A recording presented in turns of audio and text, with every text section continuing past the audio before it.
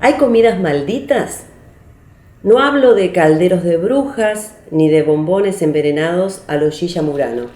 Hablo de comidas que quedaron estigmatizadas por su propia génesis. Hay un plato maldito en mi historia personal, familiar.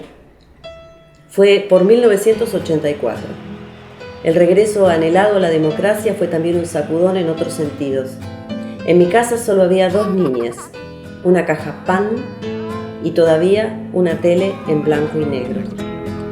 La Vascongada, antes de la quiebra, aún lideraba la pantalla con el Sandy y un simpático patito con la boina blanca. Era difícil hacerle frente al personaje a la hora de la merienda. Por lo tanto, en el afán de hacer un Sandy casero, surge mi maldito y famoso flan de sémola.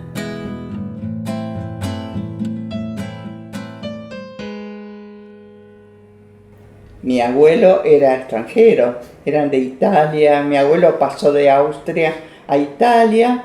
Mi abuela también era italiana. O sea que ellos tenían sus ideas arraigadas de las miserias y de la guerra, que por eso venían huyendo de la guerra, ¿no? Y entonces traían sus cosas con dolor, porque para ellos la abundancia que había acá era extraordinaria y había que aprovecharla, y había que trabajar la tierra, y había que trabajar todos los productos que daba la tierra y todo, porque eran tesoros para ellos esas cosas.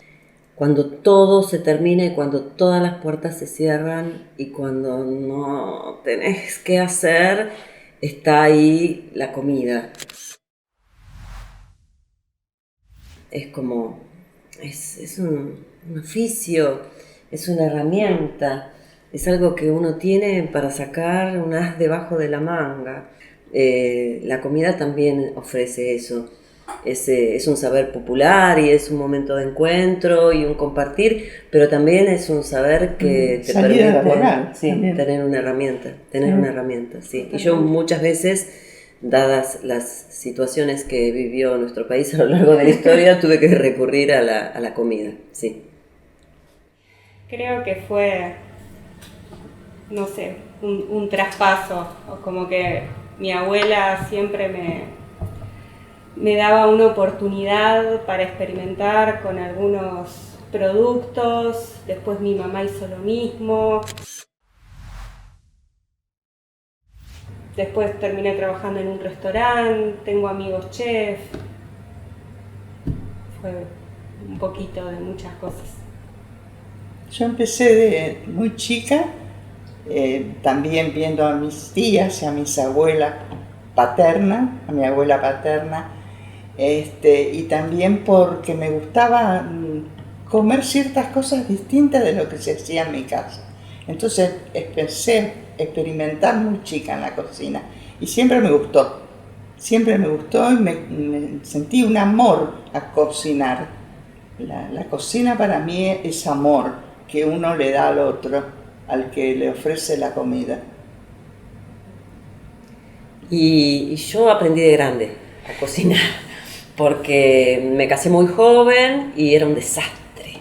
No sabía hacer absolutamente nada y bueno, y práctica y error, y eso es lo que tiene de bueno la cocina, ¿no? Como que permite experimentar y ver qué fue lo que falló, qué salió o no, y después pedir asesoramiento precisamente a los que saben, a los que comparten sus recetas generosamente, y bueno, ir armándose el propio camino, ¿no? Y ahora creo que cocina bastante bien. Bien, muy bien. Bien, cocina bien. Sí, le robamos recetas. Sí. Se preparaba así: preparar medio litro de leche, agregarle 4 cucharadas de azúcar, poner a hervir. Ir agregando en forma de lluvia 4 cucharadas de sémola, cocinar a fuego mínimo y revolver con cuchara de madera hasta que espese. Perfumar con bastante esencia de vainilla, volcar caliente sobre una budinera acaramelada. Espolvorear con un poquito de canela, me emocioné.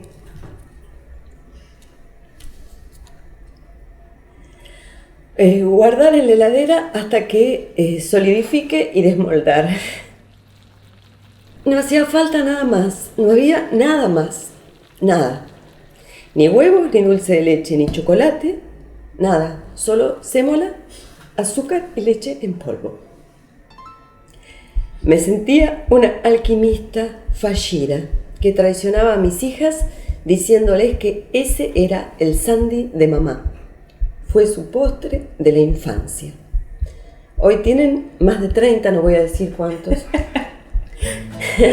Y cuando nos juntamos en familia, alguna de ellas me pregunta: ¿y de postre qué vas a hacer? ¿Por qué no haces flan de sémola?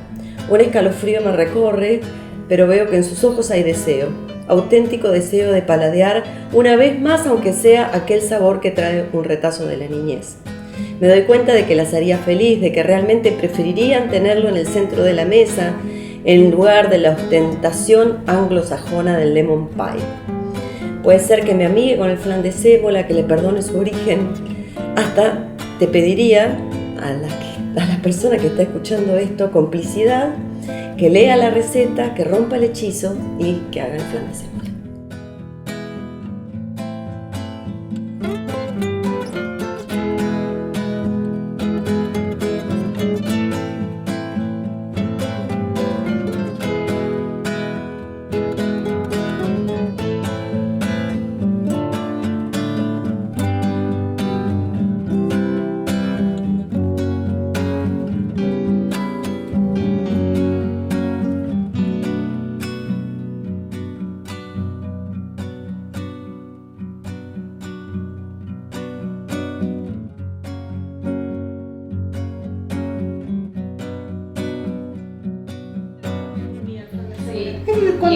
Cuando vengas a La Plata, la próxima vez lo voy a hacer.